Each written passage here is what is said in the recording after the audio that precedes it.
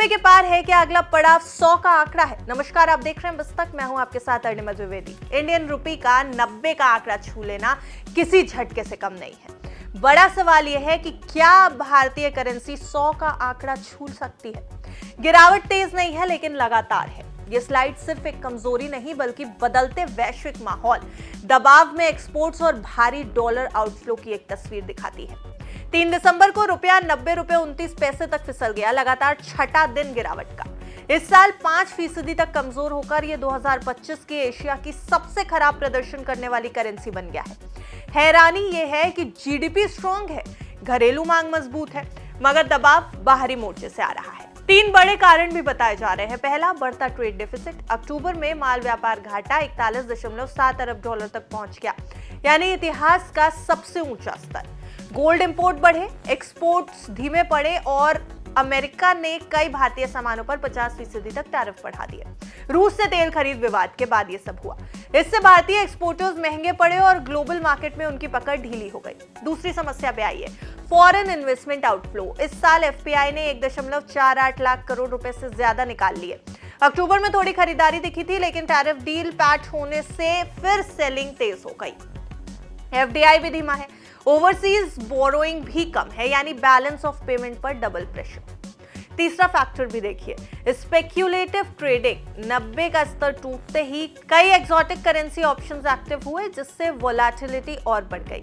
वहीं आरबीआई भी बहुत आक्रामक नहीं दिख रहा, बहुत अग्रेसिव नहीं दिख रहा। फॉरवर्ड डॉलर बुक सीमित है, इसलिए सेंट्रल बैंक ने सिर्फ उतना ही इंटरवीन किया जितना इंट्राडे उथल पुथल रोक सके। सरकार की टोन भी शांत है। चीफ इकोनॉमिक एडवाइजर का मानना है कि चिंता की जरूरत नहीं है, महंगाई पर असर नहीं पड़ा और 2026 में करेंसी रिकवर हो सकती है। अब फाइनेंस मिनिस्ट्री भी इसे अस्थायी व्यवधान मान रही है, यानी टेम्पररी रिपरकशंस देख रही है। पर असली सवाल, क्या रुपया 100 तक पहुंच जाएगा? बेस केस नहीं, पर नामुमकिन भी नहीं। एनालिस्ट का कहना है कि अगर हालात बिगड़े, अमेरिकी टैरिफ और बढ़े, फेड और टाइट हो जाए या फिर क्रूड $100 प्रति बैरल के ऊपर चला जाए तो रुपया 97 से 100 की तरफ बढ़ सकता है। 90 से 100 पहुंचने का मतलब लगभग 11% और गिरावट। 2 साल में ये समान गति रही तो संभव भी है। बैलेंस ऑफ पेमेंट में पहले 6 महीनों में 109 अरब डॉलर का घाटा रिकॉर्ड हो चुका है, जो कि चिंताजनक संकेत जरूर है, टेंशन की बात है।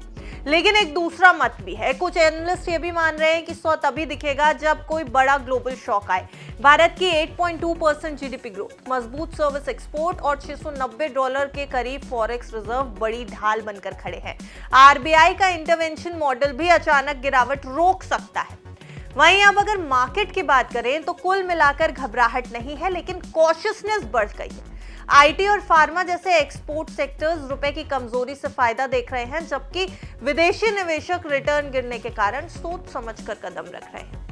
क्रूड ऑयल यानी कच्चा तेल, रूस भारत तेल की टॉक्स, रूस भारत ऑयल टॉक्स और पुतिन की भारतीय यात्रा, ये सभी घटनाएं करेंसी के अगले कदम तय करने वाली हैं, यानी आने वाले कुछ हफ्ते बेहद अहम होने वाले हैं। 5 दिसंबर को आएगी आरबीआई की पॉलिसी। आरबीआई की मॉनेटरी पॉलिसी बेहद इंपॉर्टेंट ट्रिगर है। यूएस इंडिया ट्रेड डील पर अपडेट आना है, एफपीआई फ्लो होना है, ये सब कुछ रुपए की दिशा तय करेंगे। ट्रेड एग्रीमेंट अगर फाइनल हुआ और टैरिफ 15 से 25% पर लौटे तो रुपए में राहत आ सकती है। 86 से 88 तक रिबाउंड भी मुमकिन है। फिलहाल रुपया दबाव में है, पर गिरावट व्यवस्थित है। ये स्ट्रक्चरल कोलैप्स नहीं बल्कि हालातों का संयोजन नजर आ रहा है। 100 तक जाना निश्चित नहीं है, पर संभावनाएं जरूर मौजूद है।